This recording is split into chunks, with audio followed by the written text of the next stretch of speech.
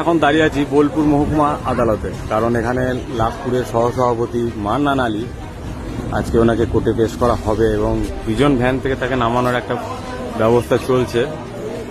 এখানে অনেক মানুষ এসছে দেখার জন্য, বহু মানুষ এসছে এখানে দেখার জন্য। এক ঝলক দেখবে যে লাভপুরের সহসভাপতি মান্নান, দেখুন গেট খুলছে, দেখাতে পারবো। এই যে ওই যে হ্যাঁ ওই যে